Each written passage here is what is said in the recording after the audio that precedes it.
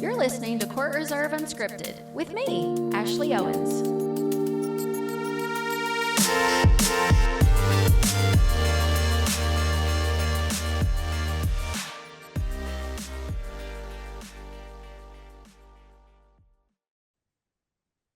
Hi Ashley, how's it going? Hi, Jack. So good to see you.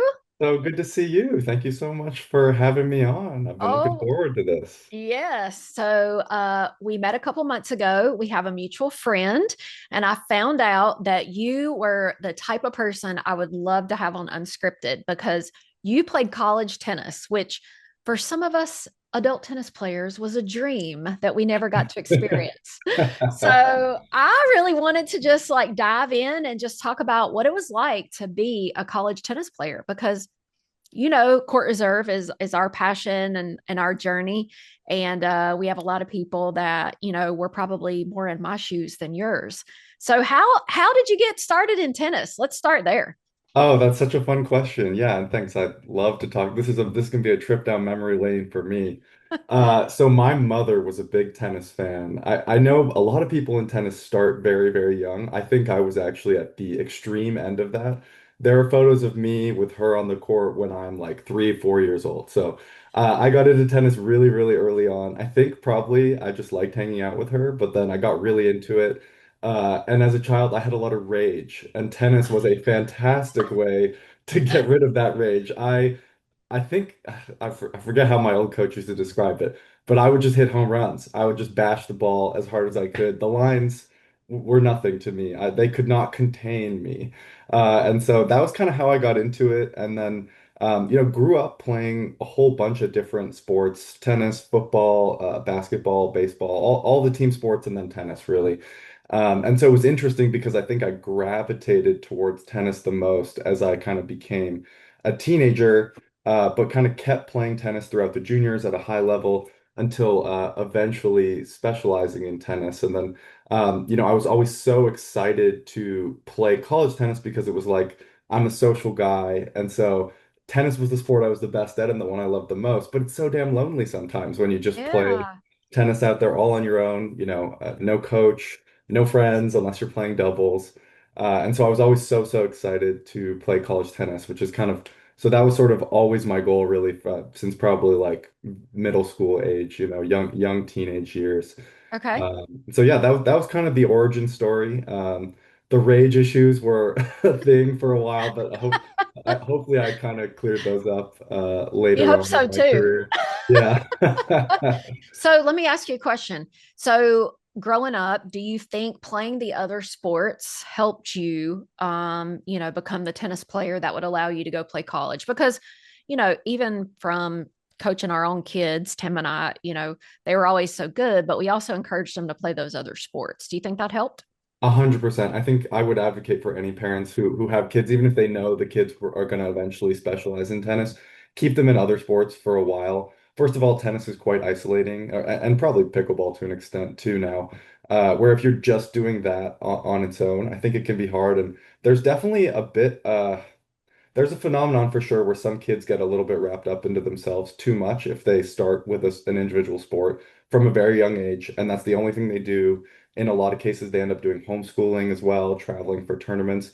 I think it can be very easy to look inwards more than anything else if you do that. I was really lucky. My parents kind of forced me to play other sports, go to normal school.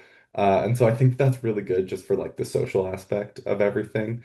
But from a sports perspective, absolutely. Coordination, teamwork, all that stuff is really important in tennis. And obviously, if you only play singles, the teamwork aspect is a little less relevant. But if you ever do go play college tennis, or any kind of team tennis, it's going to matter a lot. And I think there is an adjustment. So for some kids, especially if they haven't played a team sport prior to college tennis, where they come in and it's like, whoa, it's not just me anymore. How does this work? And that was something that I felt really lucky to not have to adjust to when coming into the team environment, at least as much as some of my peers who had not grown up playing team sports. So I would Okay. absolutely advocate for that, really until you're at the point where you feel like you're falling behind by not specializing. And I know I Yeah. think a lot of parents probably feel like that's a younger age than it actually is. I had friends who played other sports through high school and ended up being incredible college tennis players. So I think that there's a world where you don't specialize until just before you play college tennis. Okay.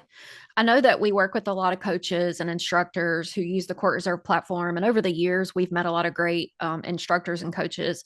But what's it like from a coach perspective, especially, guiding young adults or young teenagers through high school, like that junior and senior year, thinking that this kid might have what it takes to go and play college? Like, what does that look like from your perspective, with your coach? Are you having conversations? Are they coming to you? Is this something that the player is going to the coach about? How does that play out? Yeah, that's a really good question. I think it kind of depends on the situation you're in. I was lucky to be involved with some of Tennis Canada's programs where they're actually probably hoping you're going to go straight, well, sometimes hoping that you're going to go straight to a professional level. So college was a great compromise, I think, for myself and my parents who wanted me to pursue more of a education. But absolutely, I mean, I think in a traditional sense, like, yeah, if you're doing well in junior tournaments, it certainly comes up in conversations. And but I do think you have to be on it early nowadays. And this is changing, college tennis is evolving a lot right now too, with NIL and all this other stuff where coaches are getting on kids earlier and earlier to the point where I think you kind of have to have your head up looking in, junior, like before junior year, realistically nowadays. So it's really important to have those discussions with your coach early on, just to know sort of what you're going for and what you're working towards.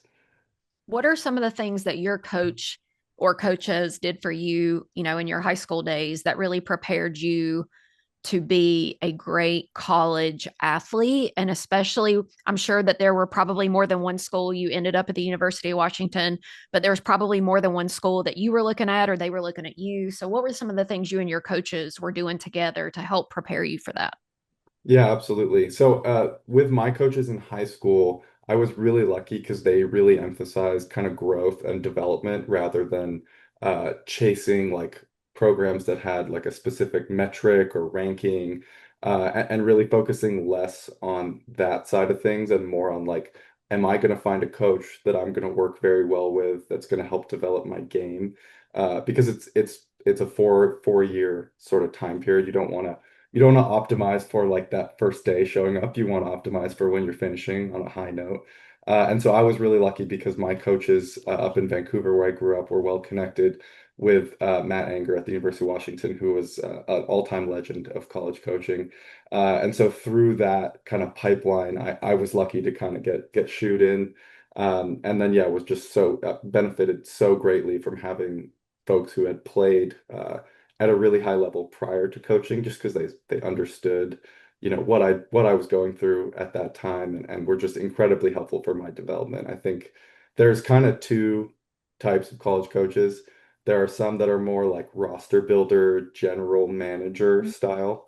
And then there are others that are more like pure coaching. And I definitely really enjoyed working with one who was really, really a really, really good coach who had been a player. And so everybody's different. Everybody responds to different styles differently. But that was sort of my experience. Now, did you go to college at the University of Washington, like on a college scholarship? Did you go there specifically to play tennis because of the relationship with your coach and his coach? Or, I mean, was that the college you were wanting to go to? It was, yeah. I went Okay. there specifically for tennis. I did, you do some visits and look at some other programs. But like I said, I think, well, I'm sure my parents didn't mind because it was only a 3 hour drive away and they wanted to keep me in their clutches as much as they could. But yeah, absolutely. That was where I wanted to play and was recruited to play.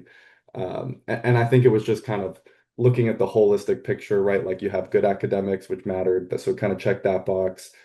Great school, great social scene, and then lastly, of course, having a program that I was really excited to be a part of. Yeah. And I've heard their football team's not bad either. So, Oh, and that was the best part. Yeah, when I had started school, that was right before they made a run to the playoff too, which was so fun. Growing up in Canada, I was a big football fan, but did not get to go to games like that very often. So I remember I did my visit and I was like a deer in the headlights, just loving it so much. They sold me right there. I was like, all right, you got the me. freedom, all Yeah. this freedom, right? All this Yeah, fun. freedom and football. That's awesome. So, what was it like to be there playing tennis, going to class? Like, take us through an average day in the like life of Jack, maybe year two, when you had been there for a year, you had your, your feet were wet and you were game on. Sure, it was chaos for sure. I think I have so much respect for student athletes because they really do sort of start working a full-time job before they are actually in the workforce. Like, you're waking up early, early morning lift, and then back to class, then back to practice later, and then study sessions at night. I feel like I don't really I look back and I'm kind of surprised that I was doing that because I don't think I was generally that disciplined at that age, but I feel like just that amount of structure almost forces you to be that way and to work that hard. So but it was a ton of fun. I think I'll look back fondly on those years forever. Living in the moment probably more than I ever will in the future, just because there was no other choice. But it was an absolute blast. I highly recommend for anyone who's considering playing at the collegiate level to absolutely pursue that if you want to continue to challenge yourself both athletically and academically. Just a fantastic experience. Now, were you involved in like strict diet, nutrition, or you were just like the normal college guy, whatever you could get? What I'm does that laughing look because like? I was not at all. I probably should have been. I was not. I mean, we had those like, like the dorm housing cards, and I just pizza, hamburgers, everything. I was terrible. I probably would have maximized myself a little bit more, but at the same time, as a 18 to 21-year-old playing tennis for many hours in the day, right? Like you're burning it all off. I never really had problems. The problem is when you stop playing and you keep eating that way. And that's not a story for today, but yeah, I was not as focused on the health doctrine as I probably should have been. But alas, you live and learn, right? That's right. Well, so that you're just a normal human after that. Your Yeah. metabolism is like the rest of Yeah, us it for just sure. drops off a cliff, but if your eating habits don't, that's bad math right there. Yeah. So, did you ever think or talk about maybe playing pro? Yeah, yeah, actually, I did, and the nice thing about college tennis is you have the summer. So I played some like futures, low level pro events over the summers, and did okay. Like I got a couple ranking points. I ultimately found that I didn't love the solo travel. I think that was probably the biggest piece that like deterred me. But I had a lot of friends, around my level in college tennis who've had a really good experience with it. So. It'll always be like something that I think about in the back of my mind, but I'm pretty happy that I didn't. I think the other piece of it is that with COVID, which was obviously terrible for many people, I was lucky to get given really an extra year of eligibility. So I played like 5 full years in college, and so after that much tennis, I think it was like, okay, I might be ready, might be ready for something else, just to see, and it turned out that I was okay. Just moving on as like a regular person, but definitely considered it. And I think it's tricky, right? Because pro tennis, if you make it, man, you make it big. But if you do not, right, you're funding it yourself. There's no guarantees. It's a challenging decision, I think, for a lot of people who, maybe do well in college, but you're not just an absolute prodigy that's guaranteed to sort of make it big, which I would say was my situation. So yeah, didn't end up really going after it, but alas. Now, did you enjoy more singles? Did you play doubles as well? I played both. It's funny. I think growing up, I probably liked singles more. But then, like I said, once I stopped playing team sports, I missed that aspect of it, and then really grew to enjoy doubles more. I also had more success in doubles. I was, big serve and a lot of volleys, and not as good at the baseline as a lot of these smaller guys. So, my game style was like very well suited for doubles. So I ended up probably having more fun with that by the end. But I really enjoyed both and was lucky that I kind of got to play both for my whole time at the UW. Yeah, because you're like 6'5". So you're like the guy at the net not to try and lob Just over. serve So and wingspan. That was my value proposition. yeah, for sure. What And going about you, back, Ashley? What do you oh, like? oh well, um, You a doubles gal? I do love doubles, but I honestly probably really love singles too. As an adult player, I think that it gets harder and harder to play singles just with age and your body. And, Yeah, right. you wear certain parts out. And I would rather play for the next 20, 30, 40 years rather than Or play for the next 5 or 10 and really be injured or have a body that kind of wears out. So I am going through that change right now where I'm thinking yeah, about things like that. And I think absolutely. that a lot of adult players, you see these 80-year-olds who still play tennis, that I want to be that person. So Yeah, what does that totally. look like? It's the journey and what we do now. And it's doubles, most likely, right? Yeah, it probably is. So that's when you got to find really good community and really good players that you want to associate with, spend time with. So Absolutely. And doubles is more social too at the end of the day, which yeah, I think is another reason why I gravitate towards it nowadays for sure. yes, Not to yes. mention I'm good on the running side, I'll just stand in my half. That's Okay, what but so tennis clinics are for. yeah. So tell me this, would you rather win a mixed doubles tournament with Tim or beat Tim in the finals of a singles tournament? So Tim and I have done both. Okay. Oh, So we've okay. gone for years and been able to play together as a couple. And then we would play for several months, tournaments or matches. And then we'd have that one night where we didn't do well or didn't get along. And we'd be like, okay, time to take a break because we want to stay married. I would rather always have Tim on my side and win with him than against him. Fair enough. Now, if I'm playing with my kids who are great tennis players, I would love to beat him.